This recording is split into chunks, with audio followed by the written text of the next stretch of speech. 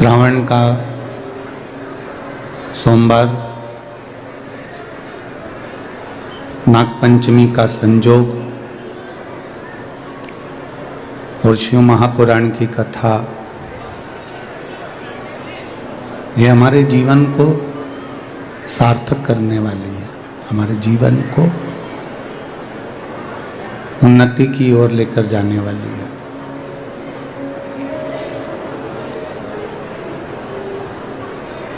कुछ ना कुछ जिंदगी के पुण्य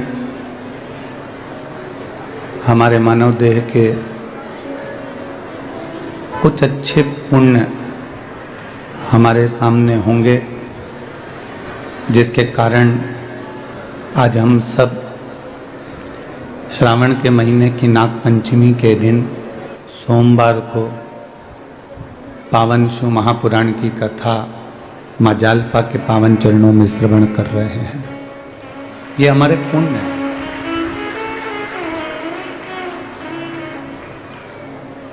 देखिए, मनुष्य की जो देह है, मानव का जो डीले कम कर दो, मानव का जो शरीर है, मनुष्य की जो देह है,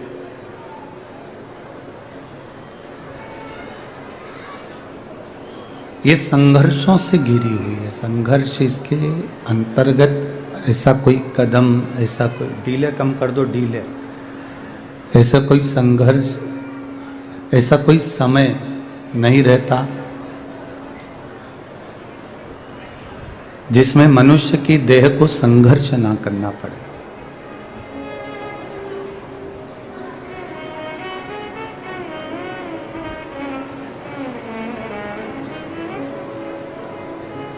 तिरासी लाख 99,999 योनियां काटने के बाद 84 लाखवें नंबर की योनि जो मानव की देह प्राप्त होती है।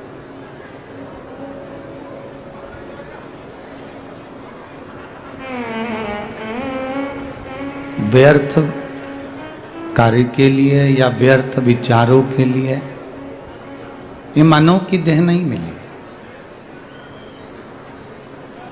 व्यर्थ सोच के लिए, व्यर्थ विचारों के लिए ये मानव की देह नहीं है।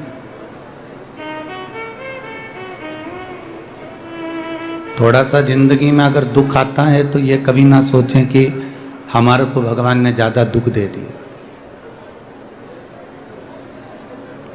थोड़ी तकलीफें अगर जिंदगी में आए तो ये विचार ना करें कि भगवान ने हमको ज्यादा तकलीफें दे दी। थोड़ा कष्ट जिंदगी में आए तो ऐसा विचार ना करें कि भगवान ने पूरा कष्ट हमको दे दिया। कभी घोड़े की रेस देखना, कभी घोड़े की रेस देखिएगा। घोड़े की जो रेस होती है उस पर जो घोड़े पर मालिक बैठा रहता है, घोड़े को नहीं मालूम रहता कि मुझे रेस में लाकर खड़ा करा। ये घोड़े को नहीं मालूम।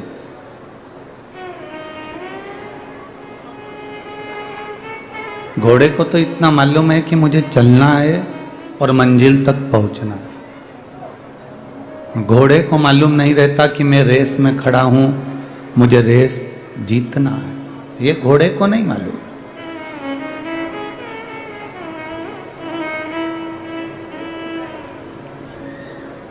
घोड़ा भागता है। क्यों भागता है? क्योंकि उस घोड़े पर जो घोड़े का मालिक बैठा रहता है वो घोड़े को कष्ट देता है।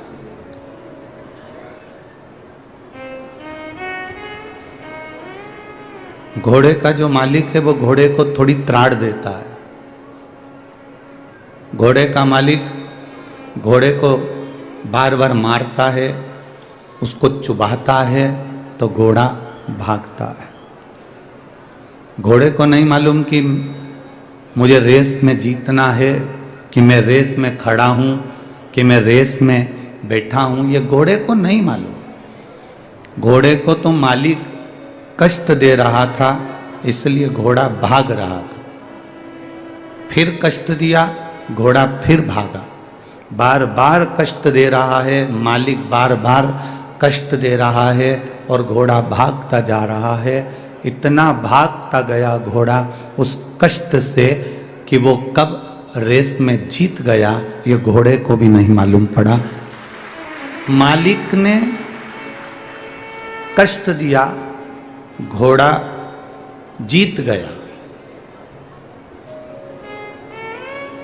जब अपनी जिंदगी में अगर थोड़ा सा कष्ट आए तो समझ लेना मेरे मालिक ने तुम्हें रेस में खड़ा करा है जीतने के लिए। उस सरकार ने, मेरे बाबा ने, मेरे भोलेनाथ ने, मेरे त्रिकालदर्शी, मेरे कैलाशी, मेरे अविनाशी ने तुम्हें खड़ा करा है रेस में जीतने के लिए। कष्ट आएगा, तकलीफ आएगी, थोड़ा बहुत कष्ट से काम नहीं चलेगा। घोड़े को बार बार मारा जाता है, बार बार कष्ट दिया जाता है। घोड़े को नहीं मालूम कि मैं रेस में खड़ा हूं। आपको नहीं मालूम कि बाबा ने कष्ट क्यों दिया, आपको नहीं मालूम कि भगवान कष्ट क्यों दे रहा है, तकलीफ क्यों दे रहा है, दुख क्यों दे रहा है।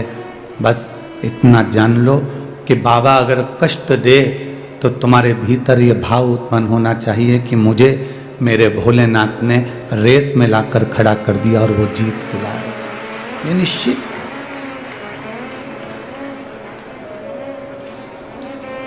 कई बहुएं कह देती हैं गुरुजी हम बड़े दुखी हैं,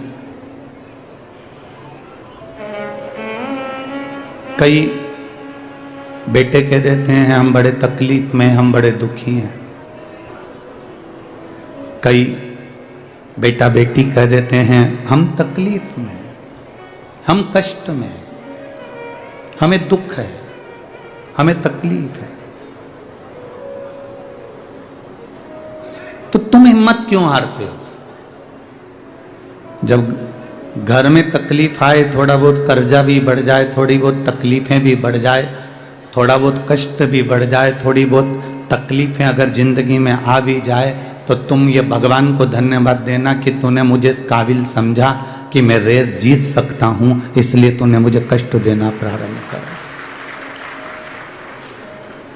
तकलीफें उसको मिलती है जो जिंदगी में कुछ अच्छा कर सकता है, जो जिंदगी में ऐश की जिंदगी जिया, उसका इतिहास आज तक नहीं बढ़ा बोला गया है। जिसने अपनी जिंदगी में बहुत उन्नति के साथ में अपनी ऐश की जिंदगी जी, डनलप के गद्दे पर सोया, एसी के रूम में सोया, खूब पकवान खाए, बादाम काजू खाया, 4 व्हीलर गाड़ी से घूमा, एंजॉय करा, उसका इतिहास आज तक किसी ने नहीं दोहराया, उसका नाम आज तक किसी ने नहीं लिया। नाम उसी का चला है जिसने कष्ट में जिंदगी जी। राम जी ने 14 वर्ष वन भोगा, इसलिए राम जी का नाम चला। भगवान कृष्ण ने कारागार में जन्म लेकर कष्ट भोगा, इसलिए भगवान कृष्ण का नाम चला। अपने गोकुल से वृंदावन, वृंदावन से फिर द्वारका, फिर मथुरा, ये सब क्रम भगवान को जाना पड़ा।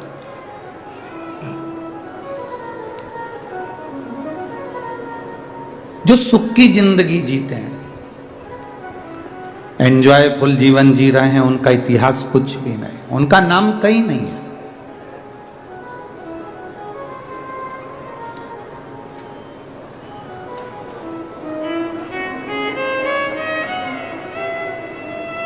ये कथा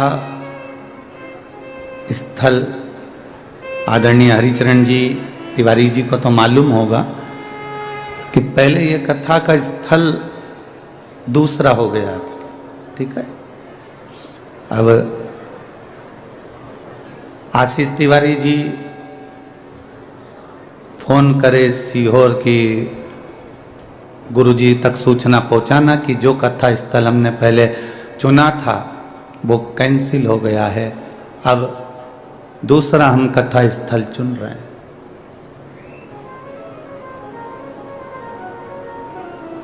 मैं आशीष तिवारी जी को धन्यवाद दूंगा जिनका विल पावर कमजोर नहीं हुआ। जब एक कथा स्थल अगर कैंसिल होता है तो दूसरा ढूंढने में समय लगता है, तो व्यक्ति अंदर से टूट जाता है, पर आप टूटे नहीं। तुरंत आपका बल, आपकी मित्रता और राजगढ़ वासियों का आपके प्रति प्रेम ये झलकता है कि 5 किलोमीटर दूर भी आप कीचड़ में कमल खिला सकते हो। ये सामर्थ्यता आप में है, ये बल है आप में। एक बेटी ने लिखा है, आशीष जी आपके लिए, हमारे गुजरात में ये बेटी का नाम है हेमलता राठौर, केशव कुंज बिहारी कॉलोनी राजगढ़ की रहने वाली। हमारे यहाँ गुजरात में बड़े भाई को मोटा भाई कहते हैं, तो मैं अपने मोटा भाई आशीष भाई तिवारी जी को धन्यवाद देती हूँ जिन्होंने राजगढ़ में शिव महापुराण की कथा करवाई। तो ये थोड़ा संघर्ष हो सकता है, थोड़ा संघर्ष है जिंदगी में, ऐसा नहीं। संघर्ष से हम आगे बढ़ेंगे तो हमारा जीवन सार्थक होगा। कल हम जब यहां से जा रहे थे तो बस गए और बाबा ने जल वृष्टि चालू करी और ऐसा पानी गिरा, ऐसा पानी गिरा, ऐसा पानी गिरा। हम देख रहे थे सब अपने अपने छांव में, दुकान में, कोई डूम में, कोई कहीं छुप रहा था। पर हमने देखा कि राजगढ़ की जो पुलिस प्रशासन थी वो रोड पर गीली होते होते लोगों को संभाल रही थी।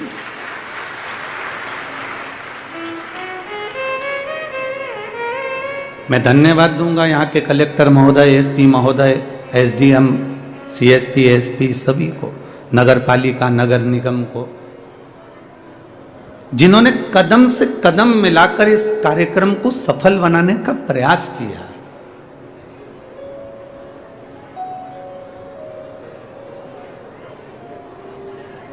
और राजगढ़ के ये निवासी अभी हम आ रहे थे तो एक ट्रैक्टर ट्राली जा रहा था, उस ट्राली पर लिखा हुआ था निशुल्क कथा स्थल तक जाने की व्यवस्था। हम देखकर खुश हो गए कि किसी किसान भाई ने अपनी ट्राली लगा रखी है, निशुल्क कथा स्थल तक जाने। ट्राली उसके पास जो है वो व्यवस्था वो कर रहा है,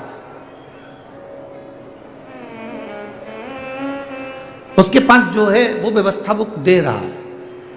मेरा तो युवान बेटों से निवेदन है, तुम दिन भर अपनी अपनी गाड़ी का पेट्रोल फूकते रहते हो। कथा के 1 घंटे पहले अगर मेरे राजगढ़ के बेटे अपनी 2 व्हीलर गाड़ी लेकर चौराहे पर खड़े मिले और बूढ़े लोगों को अंदर तक छोड़ दें तो उससे बढ़कर सुख क्या हो सकता है। आप दिन भर भी तो गाड़ी चलाते हो, मन में ये सोचना कि मैं 100 रुपए का पेट्रोल डलवाऊंगा और जो बुजुर्ग जा रहा होगा उसको कथा स्थल तक पहुंचाऊंगा, और वापिस बुजुर्ग अगर शहर में जा रहा होगा तो उसको अपनी मोटरसाइकिल से वापिस अपने उस चौराहे तक पहुंचा। आप दिन भर भी तो गाड़ी चला रहे हो, आप ज्यादा सहयोग नहीं कर सकते पर इतना सहयोग जरूर करो। जैसे वो गांव का किसान आदमी ने अपना ट्रैक्टर ट्राली लगा दिया और उस पर लिख दिया निःशुल्क कथा स्थल तक जाने की व्यवस्था।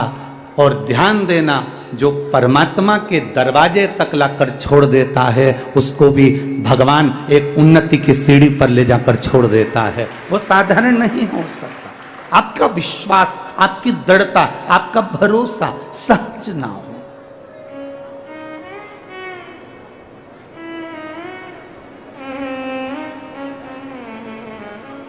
अपने बल को कम मत होने दो, अपने इच्छा शक्ति जो हमारे भीतर है भगवत स्मरण की उसको कम ना होने दो। एक मालिक थोड़ा सा अगर कष्ट देता है घोड़े को नहीं मालूम है कि मैं रेस में खड़ा हूं, घोड़े को नहीं मालूम कि मैं रेस में हूं। एक आदमी जा रहा था, गाड़ी खड़ी करी, एक बच्चे ने उस आदमी की गाड़ी को देखा, बड़ी सुंदर गाड़ी, बड़ी महंगी गाड़ी। आदमी के मन में आया कि बताओ, बच्चा इस गाड़ी को देख रहा है, छू रहा है। आदमी ने उस बच्चे से कहा, क्या बात है, गाड़ी अच्छी लग रही है? हाँ, चलाओ, अंदर बैठो। आदमी ने उस बच्चे को अपनी गाड़ी में बिठा लिया, आगे चली गाड़ी। गाड़ी आगे चलने पर उस बच्चे ने आदमी से कहा, बहुत महंगी गाड़ी है ना? आदमी ने कहा, हाँ बहुत महंगी है, मेरे भाई ने मुझे गिफ्ट में दी है। आपके भाई ने आपको गिफ्ट में दिया है? हाँ। आपके भाई ने आपको गिफ्ट में दिया है? हाँ। आदमी ने कहा मैं जानता हूं तेरे मन में क्या चल रहा है, मैं जानता हूं तेरे मन में क्या चल रहा है। तू ये चाहता है ना कि तेरे को भी कोई गाड़ी गिफ्ट करे? तो ये चाहता है ना? उस बच्चे ने जवाब दिया, नहीं नहीं, मैं ये नहीं चाहता, मैं तो भगवान से बस प्रार्थना कर रहा हूं, मुझे आपके भाई जैसा बना दे कि मैं भी गाड़ी किसी को गिफ्ट कर सकूं। मुझे कोई गाड़ी गिफ्ट करे ये नहीं चाहिए, मुझे आपके भाई जैसा बना दे कि मेरी जिंदगी में मैं ऐसा कर सकूं कि मैं भी अपने भाई को, मैं भी अपनी बहन को, मैं भी अपने परिवार को एक गाड़ी गिफ्ट कर सकूं। मुझे उस भाई के लेवल में लाकर खड़ा कर दे। कहीं दूसरा कोई बच्चा होता तो कहता भगवान मुझे भी कोई गाड़ी गिफ्ट कर दे जैसे इसके भाई ने करी। पर उसकी सोच, उसका विचार, उसकी दृष्टि, उसकी बुद्धि कितनी प्रबल होगी।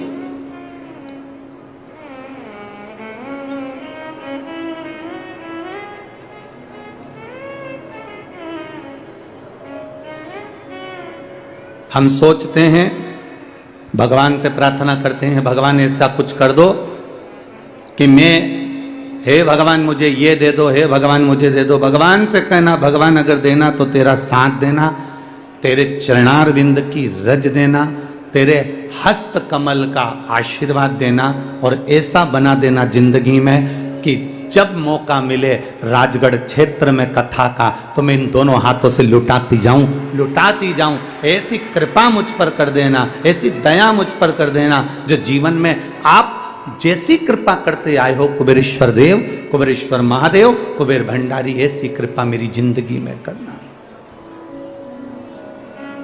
ऐसा जीवन, संघर्ष है जिंदगी माना, पर संघर्ष में, जिंदगी में संघर्षपूर्ण जीवन में भी एक सुख का अनुभव है।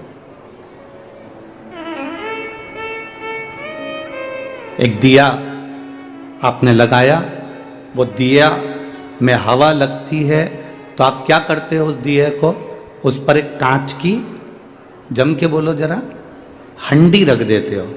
कांच की हंडी काहे के लिए रखी? कि दिया बुझे नहीं। बोलो सही है कि गलत है? दिया बुझे नहीं, इसलिए कांच की हंडी रख देते हो। कोई तुमसे कहे क्या जरूरत है कथा में जाकर बैठने की, कोई तुमसे कहे टीवी पर कथा आ रही है, क्या करोगे वहां इतनी दूर, 5 किलोमीटर, 3 किलोमीटर, 4 किलोमीटर दूर जाने की। कोई तुमसे कहे क्या जरूरत है शंकर जी के मंदिर जाने की, उसको कह देना दिया बुझे नहीं, इसलिए उसे हंडी में रखा जाता है। और हम भी भोलेनाथ के वो दिए हैं, इस संसार में बुझ ना जाए, इसलिए कथा की हंडी में जाकर बैठ जाते हैं। ये कथा की हंडी है। इस हंडी के अंदर, इस पंडाल में, इस कथा के आनंद में, इस शिव मंदिर के अंदर, शिवालय में, देवालय में हम जाकर जब बैठते हैं तो हम काम, लोभ, वासना, आसक्ति, तृष्णा, इन सब से बच जाते हैं। ये वो हंडी है जिसके अंदर हम बैठे हैं।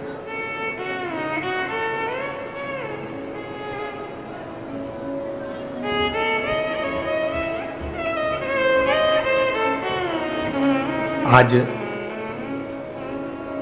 एक पत्र पढ़कर हमारी आंखों में भी आंसू आए। बड़ा विचित्र पत्र किसी ने सीहोर व्हाट्सएप पर भेजा। वो पत्र सीहोर व्हाट्सएप से यहाँ आशीष जी के पास में भेजा गया। हमने, जो हमारे आशीष जी हैं, उनके पास वो पत्र को जब पढ़ा तो उसमें बड़ा सुंदर बात लिखी थी। उसको जरा जिंदगी में उतारिएगा कि मेरा शिव, मेरा कुबेरेश्वर महादेव, मेरा महाकाल, मेरा ओमकारेश्वर, मेरी जालपा महारानी, मेरा राम, मेरा कृष्ण तुम्हारा कैसे साथ देता है। उस पत्र में प्रमीला साहू बिलासपुर से हैं, आवासीय नगर की रहने वाली हैं, जिन्होंने वो पत्र लिखकर भेजा। उन्होंने लिखकर भेजा, गुरुजी मैं अपनी सारे परिवार सहेली के साथ में कुबेरेश्वर धाम कावड़ चढ़ाने के लिए आई। अब कुबेरेश्वर धाम जब कावड़ चढ़ाने के लिए मैं जब पहुंची, तो कुबेरेश्वर धाम जब कावड़ के लिए हम पहुंचे तो बहुत भीड़ थी। हम भी कावड़ लेकर चले और जाकर जब हमने कुबेरेश्वर धाम पर कार्यकर्ता चारों तरफ लगे थे कंकर शंकर के, उनको हमें जल नहीं चढ़ाते हुए हमने कावड़ उनको दी। उन्होंने दोनों लोटे का जल, दोनों पात्र का जल, दोनों लोटे का जल शिव जी पे चढ़ा दिया और हमारा लोटा हमको खाली कर कर दे दिया। पत्र में लिखा था, मुझे बड़ा गुस्सा आया। प्रमीला साहू, बिलासपुर। पत्र में लिखा उन्होंने, हमें बहुत गुस्सा आया, इतना गुस्सा आया कि हमने अपनी सहेली से कहा, मैं 1200 रुपये खर्च कर कर एक तो यहां आई और 1200 रुपये खर्च कर कर पहुंची और इतना धक्का खाया। इतना धक्का खाने के बाद बाबा को जल चढ़ाया और जल चढ़ाने के बाद वो सियोर वाला महाराज ने कहा था, गुरु जी ने कहा था कि एक लोटे का थोड़ा सा जल अपने घर लेकर जाना और उसको अपने परिंदे के पास, अंडे के पास एक कटोरी में उसको चढ़ाना था। पर मेरा तो पूरा जल वहां चढ़ गया, अब मेरे को जल नहीं मिला, मेरा तो 1200 रुपये खर्च हो गए। इतना मेहनत करी, इतनी दूर से आई, इतनी तकलीफ भोगी और इतना मेला ठेला में पहुंची, उसके बाद भी मुझे जल नहीं मिला। और वो गुस्सा होकर दोनों लोटे को दिए। कविता रवि साहू खिलचीपुर राजगढ़ से आई हैं। गुरुदेव,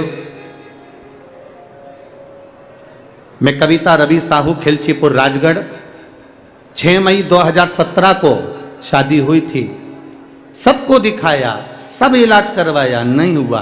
तब इनसे कहकर बाबा के चरणों में पहुंची और बाबा ने मुझे जुड़वा बच्चे दिए जिसके फोटो मैं लगा रही हूं।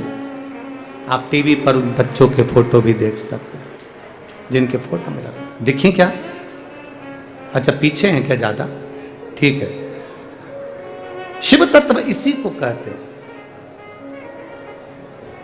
इसको थोड़ा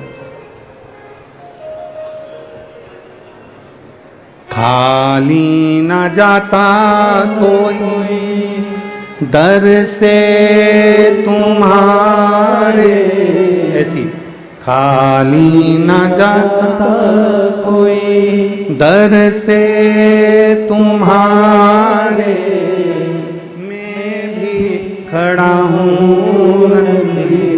बाहें पसारे, अपने हृदय से लगा लो,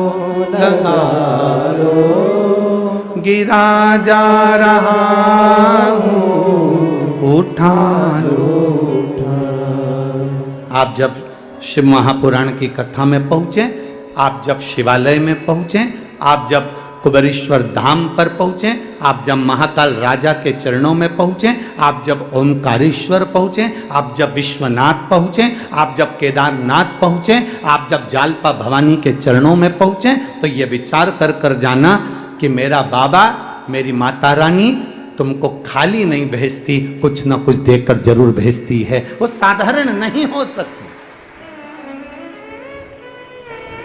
उसकी भक्ति साधारण नहीं हो सकती, उसका विश्वास साधारण नहीं हो सकता, उसकी दृढ़ता साधारण नहीं हो सकती।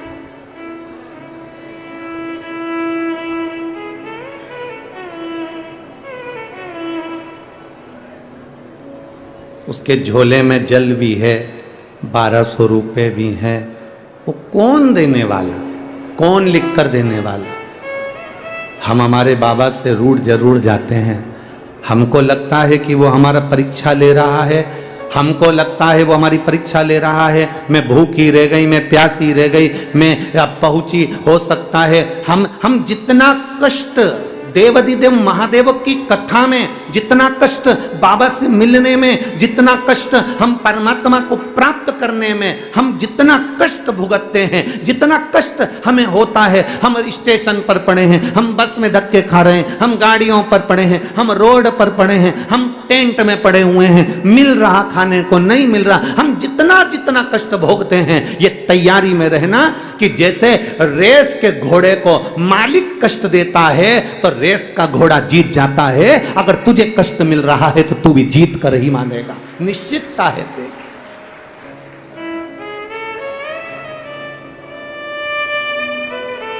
अगर मिल गया थोड़ा कष्ट, मिल गया थोड़ा कष्ट, अगर मिल भी रहा है तो यह अनुभव करें कि कुछ ना कुछ अच्छा करने वाला है। दुनिया के लोग रंग बदलते हैं, दुनिया के लोग रंग बदलते हैं और मेरा कुबेरेश्वर महादेव वक्त बदलता है, साधारण नहीं है शिव। लोग रंग बदलते हैं, मेरा वैद्यनाथ, मेरा महाकाल राजा, मेरा विश्वनाथ, मेरा कुबेरेश्वर बाबा, कुबेर भंडारी कब वक्त बदल दे इसका कोई भरोसा नहीं, इसका कोई भरोसा। शंभु शरणे मांगू घड़ी रे घड़ी, दुख काटो दया करी ने दर्शन। ये शिव तत्व की प्राप्ति अपने भीतर करिए। हमें कष्ट से डरना नहीं, हमें कष्ट से लड़ना है। मरना किसी चीज का हल नहीं है। कोई ने अपशब्द कह दिया, आपने सोचा मेरी जिंदगी बेकार हो गई, मैं मर जाऊं तो अच्छा। कर्जा हो गया, तुमने सोचा मेरा जीवन बेकार हो गया, मर जाऊं तो अच्छा।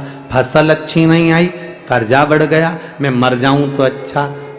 तक कष्ट आया तो तुमने मरने का विचार करा, मरने का प्लान करा। कष्ट आए, तकलीफ आए, दुख आए, कुछ कष्ट जीवन में आए, मरने का प्लान मत करना, शिव नाम जपने का प्लान करना, तो वो नैया पार कर सकता है। शंकर को जपिए, शंकर को भजिए। तुम राम नाम, कृष्ण नाम, शिव नाम जो तुम जप सकते हो, जो तुम्हारे भीतर उमंग उत्पन्न करा कर दे, जो तुम्हारे भीतर से निकलता रहे। आप में कई माताएं ऐसी बैठी हुई हैं, आप में कई लोग ऐसे बैठे हुए हैं जो सुबह से उठते हैं तो मुंह पर श्री शिवाय नमस्तुभ्यम आ जाता है। काम करते करते उसके मुख से निकलता रहता है श्री शिवाय नमस्तुभ्यम, श्री शिवाय नमस्तुभ्यम।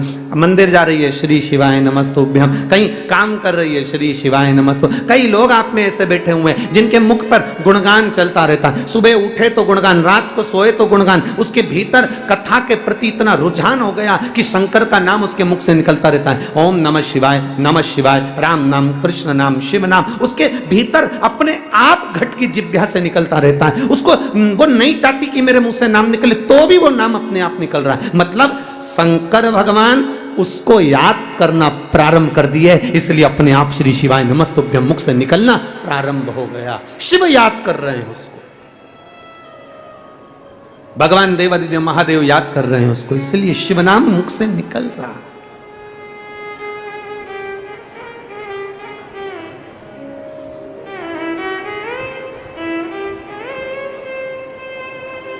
वो कहे ना, जो शिव नाम होठों पे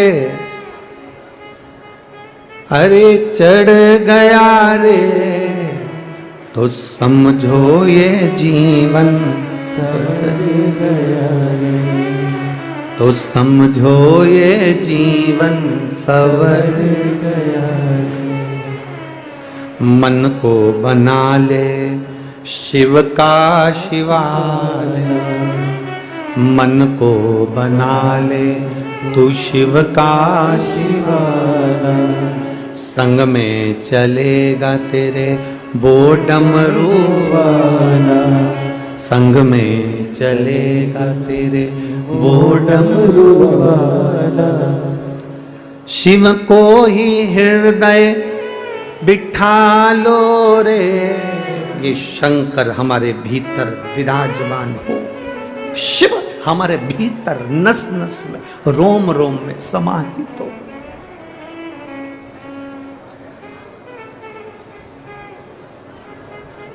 और जब शिव रूपी रतन हमारे भीतर आ जाएगा, जब हमारे भीतर शिव रूपी रतन आ गया, जब हमारे भीतर राम रूपी रतन आ गया, जब हमारे भीतर कृष्ण रूपी रतन आ गया, जब हमारे भीतर भगवत भजन रूपी रतन आ गया, तो समझ लें कि अपने जीवन की सार्थकता निश्चित है। कष्ट हो सकता है जीवन में, कष्ट आ सकता है जीवन में, पर उसको निपटाने का, उसको समाप्त करने का तरीका केवल भगवत भजन ही है। केवल प्रभु का नाम ही है।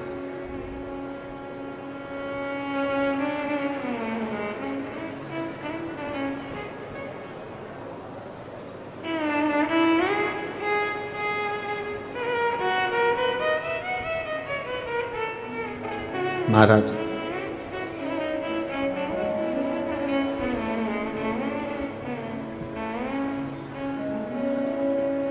बड़ी दूर किनारा है, बड़ी दूर किनारा है, कश्ती भी पुरानी है, भोले बाबा सुन भी लो ये मेरी कहानी है,